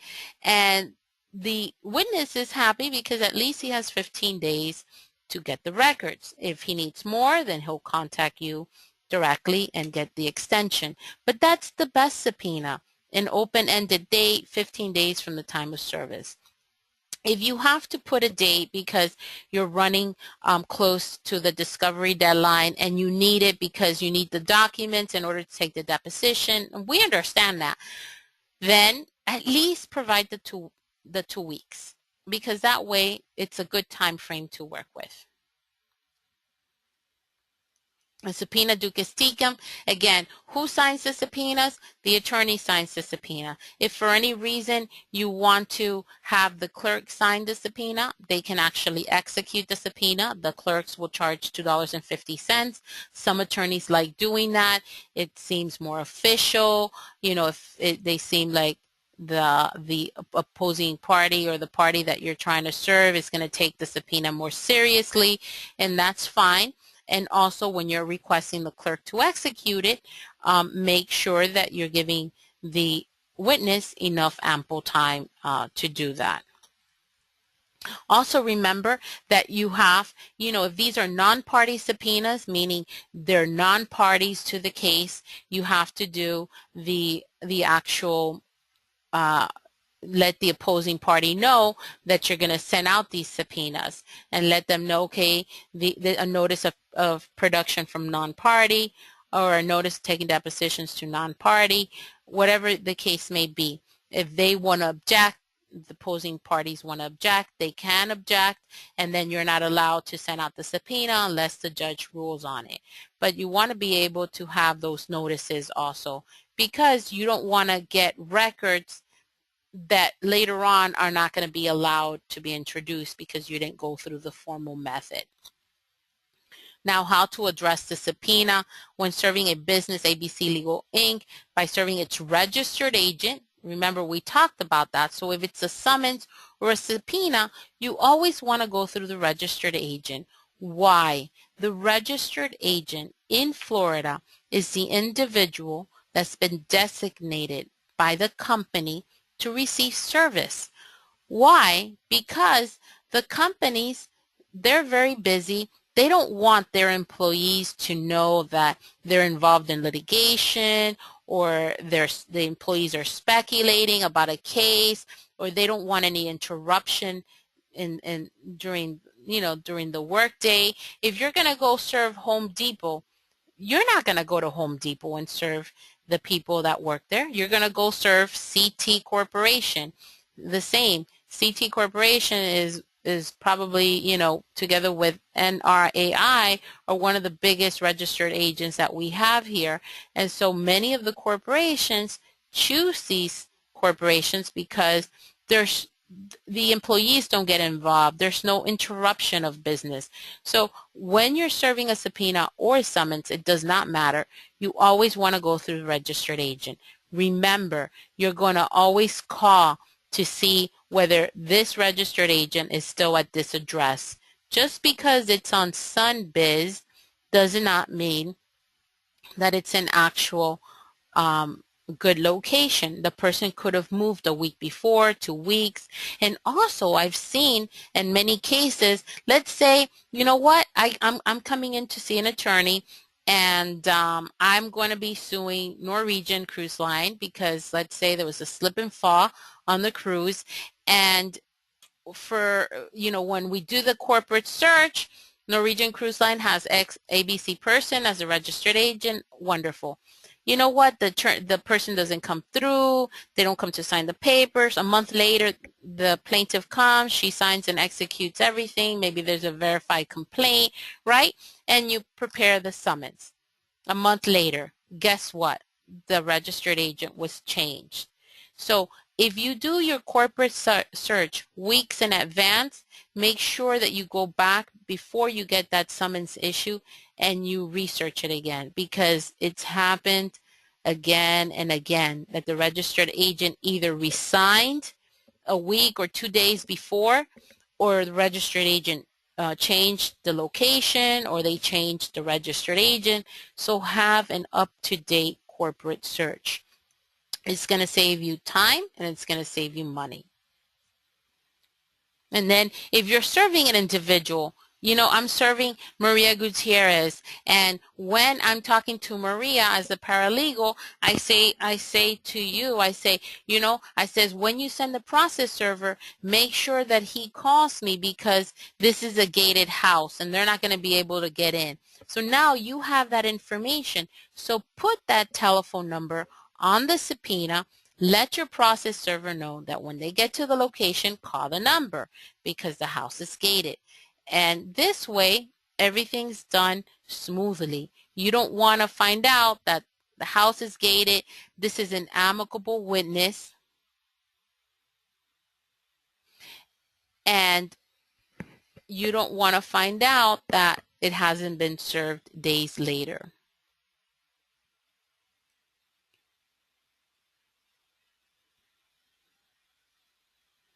When you're serving an individual or a business, you always want to make sure that you have the correct address, that you have a phone number, that you have all of these things, so that way it makes it easier for the process server. Notice of production from non-party. Remember, I just talked about that. When you're going to send out the subpoenas, you have to do a notice of production. And this is the language. They either they have X amount of days to file an objection. These are the different companies. On these notices, sometimes you have 20 different entities or 10 different entities. You wait and calendar when it is that the person has to object. If they don't object, you send out the subpoena. So you want to make sure that you're complying with Rule 1.351.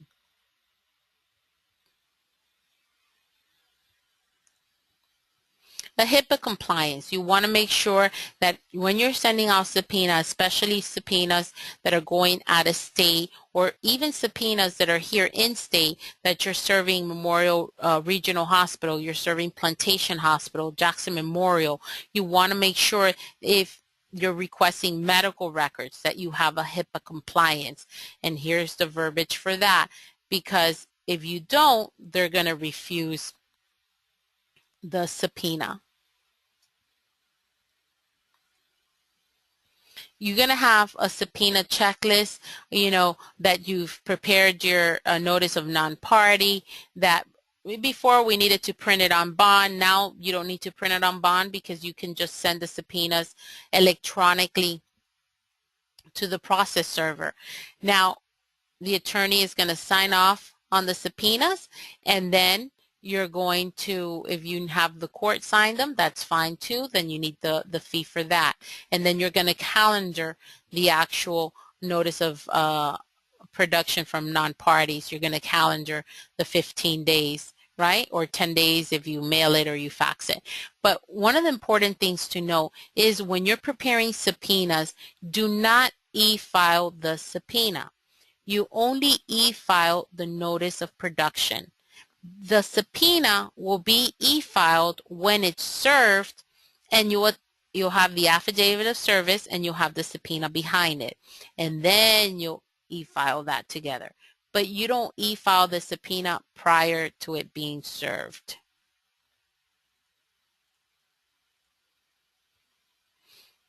This is on the objections. If no objection has been filed, then you go ahead and then you prepare your subpoenas. A lot of the people, what they do is they send out their notice of the notice of non-objection, and then they have their subpoenas all prepared and dated, right, for a future date. And when no one objects, the subpoenas are already prepared and ready to go. So you have them ready. If you want to send the records custodian a letter because you want to tell them that you're going to pay them to please contact you and let you know how much it's going to be in advance, you can prepare a custom template or a letter for the actual records custodian.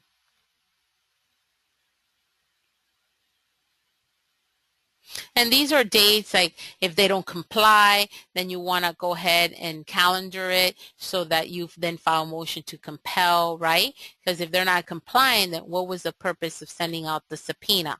So you want to make sure that you're following up for the subpoenas, that there's a follow-up, for the discovery. Let's say sometimes you'll send a subpoena for Jackson or for Plantation Hospital or for any hospital or any doctor's office.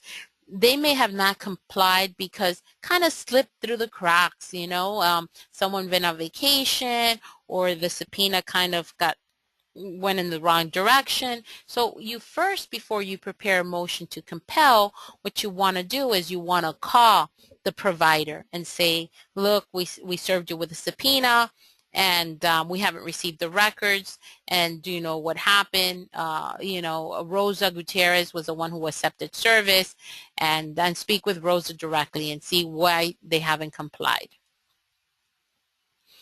Let's talk a little about when you're trying to take a deposition. It's how to take a deposition of a witness in Miami-Dade County when the lawsuit is pending in another state, right? And you're probably thinking, well, why would we want to do that? Well, many times you'll have an attorney, right, from a different state call a local attorney here in Dade County and say, we want to subpoena ABC Company, but the case is pending in New York. And how do you do that? And so there's an actual process for doing that. So let's say, for this example, say the case is pending in New York and they want to subpoena someone in Dade County, or they want to subpoena someone in Orange County, or in Palm Beach County or in Broward County. It doesn't matter. We're going to go through the process. Okay? What you want to do, if the case is pending in New York, what the New York attorney has to do is the attorney has to file what's called a motion to appoint a commissioner. And then he'll prepare or she'll prepare a proposed order approving the motion to appoint the commissioner. And that's filed in New York, and then the New York judge will enter that order. Once the New York judge enters that order, then you need a certified copy of the order. When the attorney in New York files his paperwork, he's going to have to file the motion to appoint the commissioner. He's going to have a proposed order. He's going to have the subpoena in the New York style and a notice of taking deposition in the New York style. The judge is going to review that, and he or she is, the judge is going to say, yes, go ahead and take the deposition of ABC Company, or take the deposition of Rosa Gutierrez in Miami. I'm authorizing you. So the judge enters an order in New York. Then what the attorney has to do is they need to get a certified copy of that order appointing the commissioner. Once you have that, then you want to take a deposition in Miami. It doesn't matter if it's an individual or a business. You're going to go to the Dade County Courthouse, right, because the company or the witness is in Miami, and you're going to then file a process, which is the process that the court has. Here in Dade County, they're going to want to make you open a case. So you need to have the civil cover sheet. You're going to have to give them the copy of that certified order, right? Then you're going to prepare a subpoena in the Miami style, in the Dade County style, and you're going to prepare a notice of taking deposition in the Dade County style. You're going to pay the $403 to open a case, and you're going to walk that through, because they're not doing this online. You're going to walk that through the court, right? And the clerk in Dade County is going to issue the new subpoena in the Dade County style. She's going to see the notice, she's going to see the order, and she's going to have all the documents. And then once the subpoena is issued, then you go and serve the subpoena. The person that served, or the entity that served, will know that you've gone through the formal process. And that is the process. Now, and I'll go back and explain it because someone has asked me to do that, but I just want to say, if the case is pending in New York and you want to take a deposition of someone in Broward, it's the same way. The attorney in New York will have to get that order appointing the commissioner, and once the judge executes the order, then they need a certified copy of that order. Then you go to Broward County. Broward County has there's a slight difference. In Broward County, they don't require the civil cover sheet, and they're not going to charge you the $403. They're only going to charge you $2.50 to issue the subpoena. In Palm Beach, they're only going to charge you $2.50 to issue the subpoena.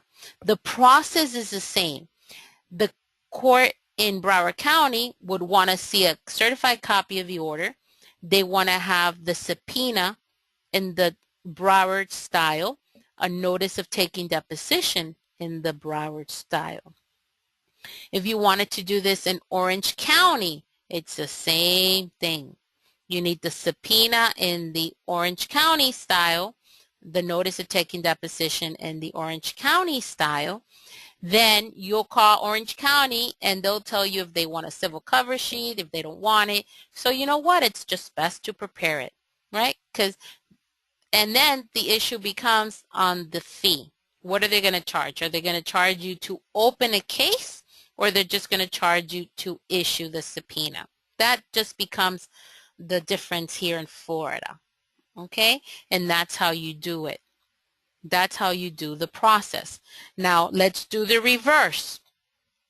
You have a case in Miami-Dade County, in Broward County. You have a case in Palm Beach County, in Orange County, in any county in Florida, and you want to take the deposition of someone in New York, or you want to get records of a company in New York. It doesn't matter. It's the same process if you want to get records or if you want to depose someone. It's the same process. You're now going to do the reverse. You're going to file a motion to appoint a commissioner. You're going to file a motion to appoint a commissioner. In the case here in Florida, wherever it is, you're going to have your proposed order, right? You're going to have the subpoena in the Florida style and the notice taking deposition in the Florida style. Once the judge enters the order appointing the commissioner here in Florida, then good. You get that order, and then you send that certified order to New York. And then in New York, the only difference is someone that's an attorney has to walk this through the court system in New York. And then in New York, you have, you need the notice of taking deposition in the New York style and the subpoena in the New York style so they can issue it over there. And then whatever fee they're going to charge. New York is probably one of the only states that requires an attorney to do this process.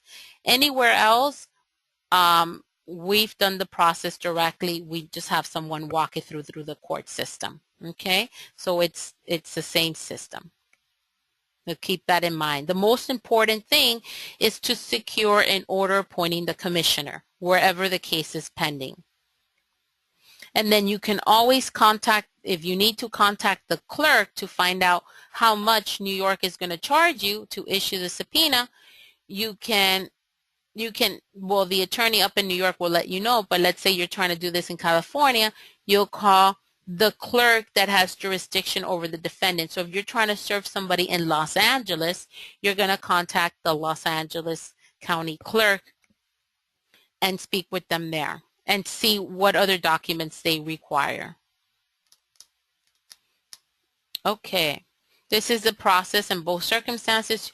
In Florida, just wherever you are, if you're in Broward, Orange, West Palm, just prepare a civil cover sheet. If they need it, they need it. If they don't, they'll toss it. You need the certified copy of the order approving the motion to appoint the commissioner, the subpoena and the style where the deposition will be taken. So if you're going to subpoena someone in Dade County, and you want the clerk in Dade County to issue it, it has to be in the Dade County style. And you're going to have the notice of taking deposition. Okay? Wonderful. And this talks about the fee. Some courts, again, might charge you a $400 fee. Why? Because Miami-Dade issues a case number. Let's say that you serve the subpoena and the individual that you serve does not show up. So now you have a case number. You can go before the judge and do a motion to compel. So that's why you have that case number, to kind of make sure that you're able to have some remedy in the action. Also, I have to say, let's say you wanted to take that you had 5 different individuals, right? And you paid the $401 in Dade County. Then for the additional witnesses that you wanted to take deposition, you wouldn't have to pay $401 for them. They would all fall under the same case number. So you would only have to pay the $2.50 to issue. That's in the event you had multiple witnesses. And remember, it's the same process whether you're requesting documents or testimony. Okay. Enforcing a foreign judgment under Statute 55. When you want to enforce a judgment, many times either you want to enforce a judgment that was here in Florida, you have a judgment in Florida and you want to enforce it in New York, or vice versa. An attorney in New York calls an attorney in Florida because they have a judgment in New York, and now they know that this individual or this corporation has property here in Florida. So they want to do what's called a foreign judgment, right? And you need to record it. You need to get a certified copy. So this is the process. You get a certified or exemplified copy of the final order of the judgment, along with a copy. So you have a certified copy and a copy, and this has to be filed. So if you have a New York judgment and you want to record it here in Dade County, you're going to get the certified copy or this exemplification, and then go ahead and file that. If the judgment is from a foreign country, an English translation of the judgment must be provided. The translation must be include the judgment amount in USA currency. And also the translation has to be done by someone who's a professional translator. And then you need an original notarized affidavit, along with a copy shall be submitted for filing. The affidavit must set forth the name and last known address of the judgment creditor and judgment debtor. So this is an actual document that's called an affidavit, and there's multiple versions that you can find online or in books, and then where you're going to actually put the name of the individual that owes the money, the last known address, and so forth. The affidavit must also include the name and address of the attorney that's actually preparing it, or individual domesticating the foreign judgment. And there's a form for this affidavit. If you put on Google affidavit for recording foreign judgment, you'll find it. Then once you go through the process of the court, X amount of days, it gets recorded, and it gets recorded into wherever you're opening your case. So if you took this foreign judgment to Orange County, it's going to get recorded in Orange County, the recorder's office. Any property that individual has in Orange County, it's automatic lien placed on that. Okay? And that's how that works. If the person has, let's say, this is interesting because I had a question, if the person has multiple properties all throughout Florida, they have properties in Dade County, you have a $1 million judgment, they have a property in Broward County, Dade County, and Orange County, you're going to do the same process in 3 of those courts. And you're going to domesticate it, and then that foreign judgment will get recorded. So if that individual wants to sell their property, that investment property, they'll have to be able to satisfy the judgment first.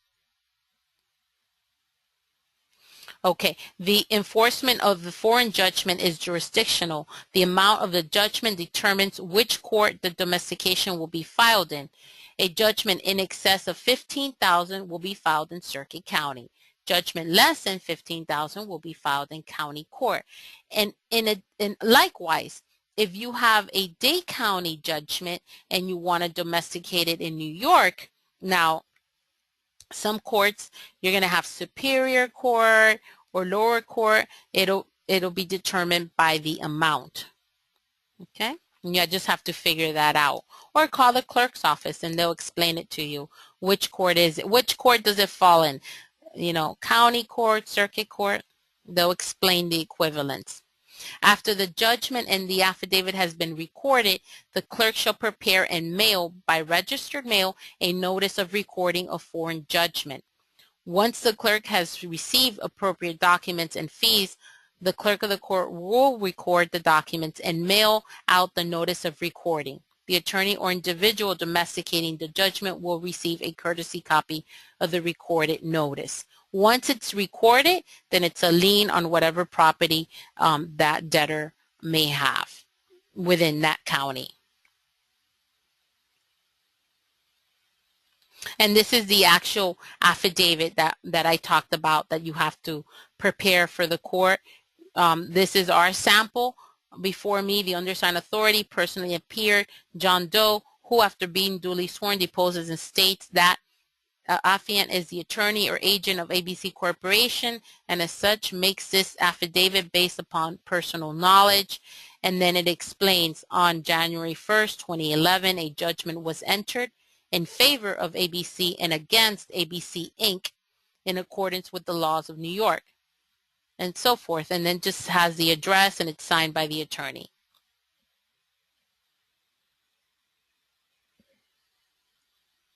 Writ of garnishments. A writ of garnishment is when once you have that judgment in your favor, that's the next thing that you want to do. You want to pursue. Where's the money, right?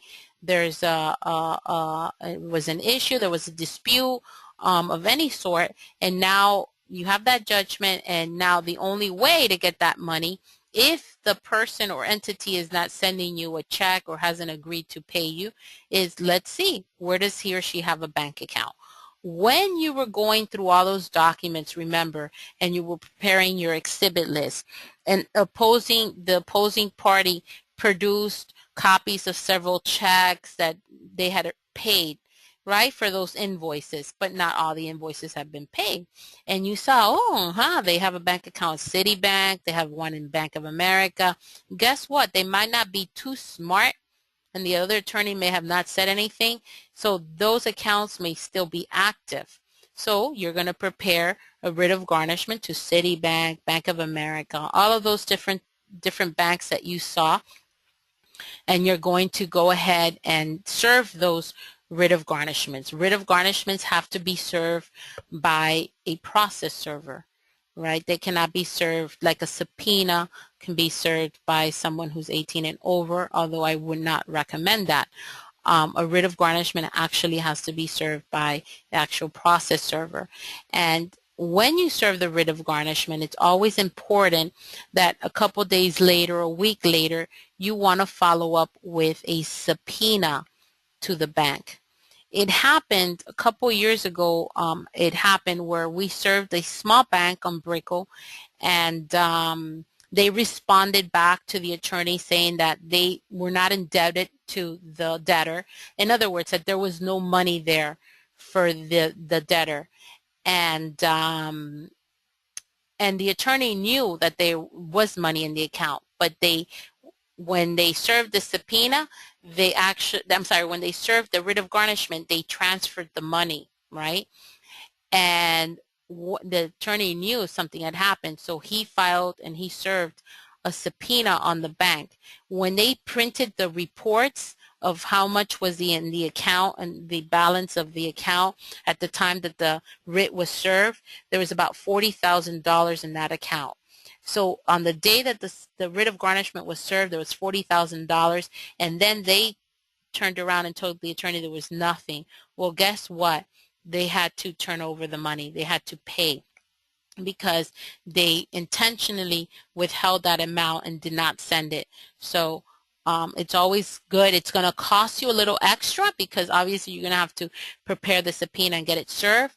But after I learned about this, I says this is something that I have to, it says a hidden secret, that if you're serving a smaller bank that may have a better good relationship with the people that are owing the money, they might decide to say that there's no money. So you want to always follow up with a subpoena and make them provide the report of the balances throughout the month. Okay, and then there's also a difference between a continuing writ of garnishment or a writ of garnishment.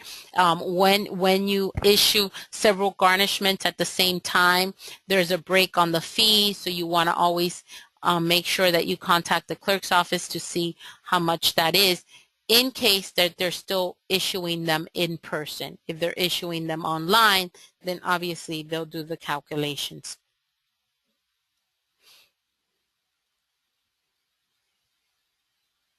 Another thing with writ of garnishment is because I had a client who recently came to my office and said, "Oh, we got the judge to sign off on the order for the writ of garnishment," and I'm thinking, wait a minute, you don't need the judge to sign on a writ of garnishment.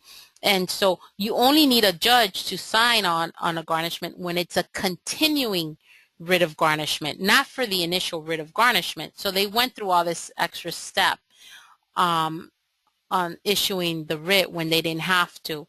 So make sure that you understand how writ of garnishments are issued. When you have the first writ of garnishment that you're sending out, you don't have to get it signed by a judge. If you have a continuing writ of garnishment, that's where the judge gets involved.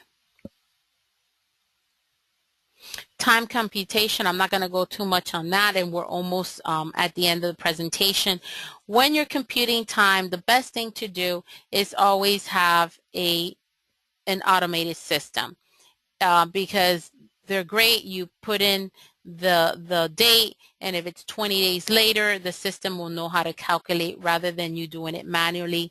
Then you can keep track of everything. You can print the reports for the attorneys and for yourself, and printing the reports, I used to print them like a week ahead of time so that we go over the calendar and know what's happening. So when you're computing time, just make sure that it's always better to use, instead of a manual system, that it's always better to use an actual database, whether it's a database that's when I worked at Strickland Van, it's a New York firm. They have offices all throughout, here in LA and Belgium and different parts of the world, here in the US. So they had their own design docketing program that they came up with, but there's a lot of products out there that you don't need to go ahead and do that. As far as calendaring is concerned, always another part of the paralegal is get familiar with your civil rules of procedures. If you have a library, go to your library, pick up that book, ask your manager or your supervisor or whoever to order you one, the civil rules of procedure. In the civil rules of procedure, you're going to have um, all the different types of deadlines that you have to deal with, especially nowadays with the e-filing. All of that has changed, and so go ahead and refer to civil rules of procedure, and in there it's going to tell you everything about if there's an appellate process, how many days do you have to appeal the verdict. If there's an offer that's being made, how many days do you have to counter offer? If you're serving someone, 20 days. If if you do a counterclaim or you do affirmative defenses or whatever it may be, if you do a request for production and you serve your request for production, your interrogatories, and your admissions, if you serve it all with the summons, it's 45 days from the date of service rather than 30 days. All of these deadlines are in that civil rule procedure book. Get familiar with it. That's the Bible. That's the Bible of litigation. So get familiar with that. Get into your library. You don't have to have a big library. You can have a small library.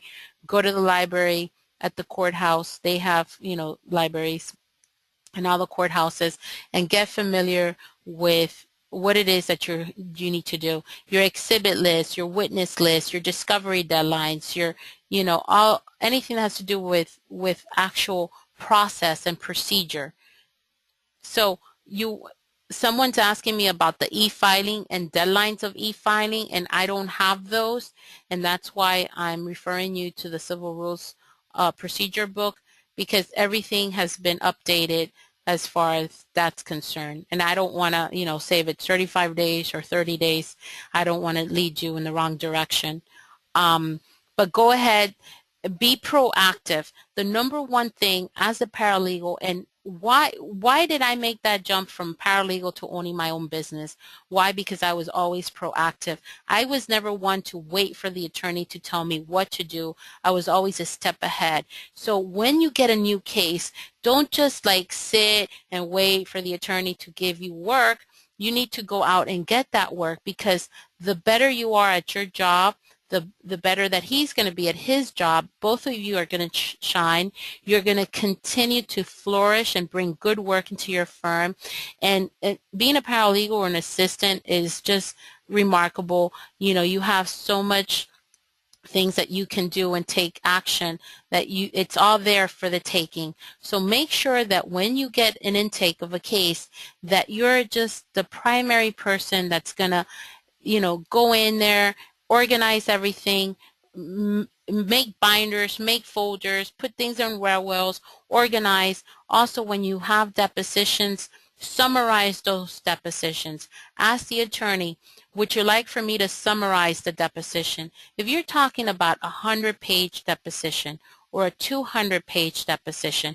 There's a lot of like going back and forth and this and that. That's not important. If it's now 100-page or 200 pages, you can make a summary where it's now a 30-page summary for the attorney. Ask him or her, would you like for me to summarize this for you? And those are the things that you can be doing. Now you're going to bill for that, right? You're going to bill. So you're going to be billing for your firm if your firm has a billing system for a paralegal, and you're always going to be able to have work because you're either summarizing depositions, you're preparing charts, you're making folders, organizing, making your Excel spreadsheets. There's always something to do. And have a checklist.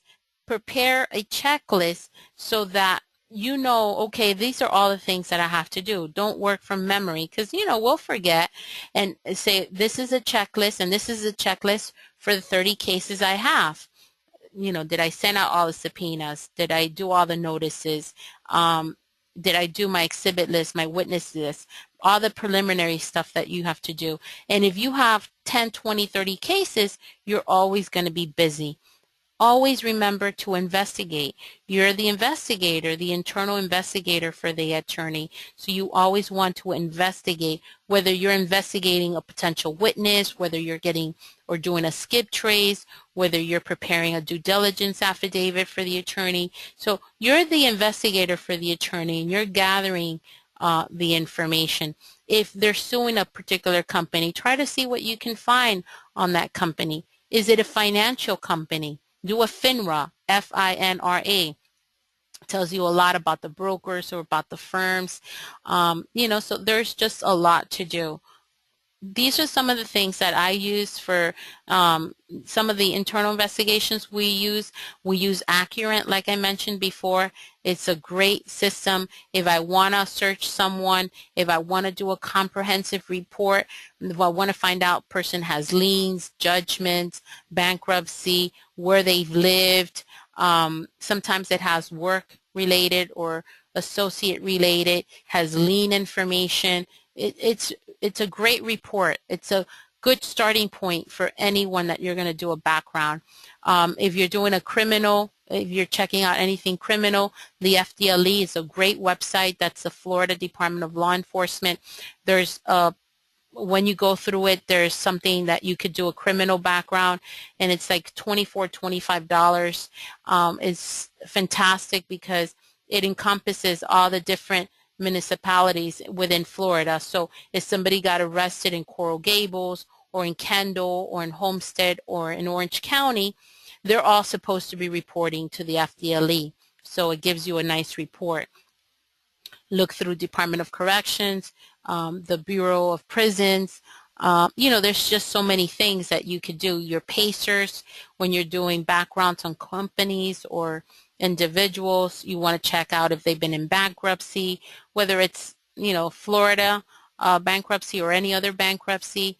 Remember, if you're researching a company to do a UCC, to get lien information, corporate information, these are all things that you could be doing on all your cases so that you're constantly involved.